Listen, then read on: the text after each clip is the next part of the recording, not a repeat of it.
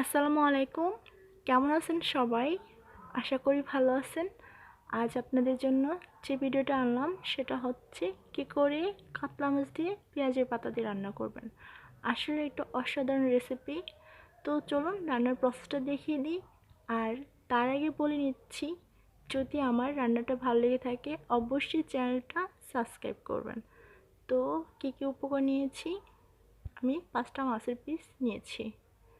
পেঁয়াজের টই বা পাতা নিয়েছি প্রায় 2 কাপের মতো।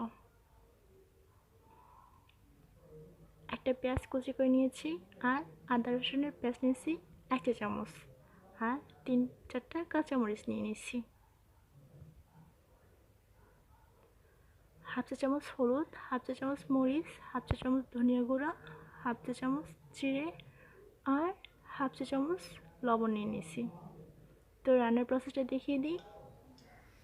প্রথমে একটা প্যানে আমি তেল নিয়ে নেব। তেলটা গরম হয়েছিল এর মধ্যে মাছের পিসগুলো দিয়ে নেব।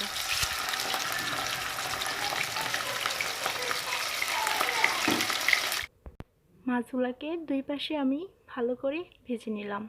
এখন এগুলো নামিয়ে ফেলব।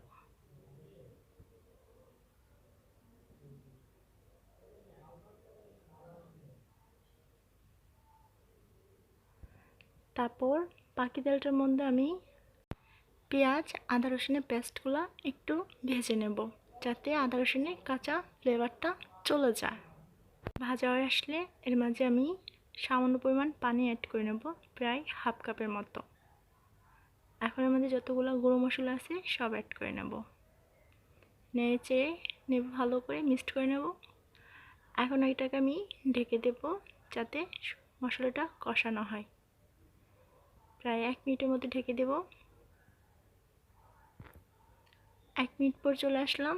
দেখুন অনেক সুন্দর করে কষানো হয়েছে, উপরে তেল বেশি উঠছে। এখন এর মাঝে আমি মাছগুলো অ্যাড করে দেব।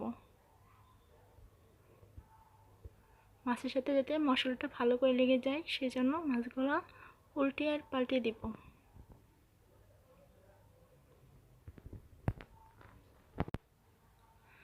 সবগুলো মাছ এভাবে উল্টিয়ে দেব। তারপর আমি এটাকে ঢেকে দেব প্রায় 2-3 মিনিটের মতো, যাতে মাছগুলো মশলার সাথে ভালো করে কষানো হয়। চলে আসলাম 2-3 মিনিট পর। দেখুন অনেক সুন্দর করে কষানো হয়ে গেছে। এখন আমি এর মাঝে পেঁয়াজের পাতাগুলো দিয়ে দিব। পেঁয়াজের পাতা সেদ্ধ হতে বেশি সময় লাগে না, তাই আমি লাস্ট পর্যায়ে দিয়ে দিচ্ছি। এখন আমি ঢাকনা ছাড়া এগুলোকে একটু ভালো করে মিক্সড করে নেব 1 মিনিটের মতো। মিক্সড হয়ে আসছে মাছগুলোর সাথে পেঁয়াজ পাতা। এখন আমি এর মাঝে প্রায় 1 কাপের মতো পানি অ্যাড করে দেবো। যেহেতু আমি এটা ভুনা ভুনা করবো, আর কেউ যদি ঝোল রাখতে চান আরও 1 কাপ পানি অ্যাড করে নেবেন। এখন এটা আমি ঢেকে দেব প্রায় 4-5 মিনিটের মতো। চলে আসলাম 4-5 মিনিট পর। আমি কিন্তু মাঝখানে নেড়ে দিয়েছি, না হয় লেগে যেত। অনেক সুন্দর একটা ফ্লেভার আর দেন অনেক সুন্দর কালার হয়েছে। এখন এর মাঝে আমি ধনেপাতা কেটে দেব। তো গাইস, কেমন লাগলো আমার এই রান্নার প্রসেসটা? যদি ভালো লেগে থাকে অবশ্যই চ্যানেলটা সাবস্ক্রাইব করবেন আর ফ্রেন্ড আর ফ্যামিলির মাঝে বেশি বেশি শেয়ার করবেন আর লাইক করবেন আর কমেন্ট করবেন। তো ভালো থাকবেন সবাই। আল্লাহ হাফেজ।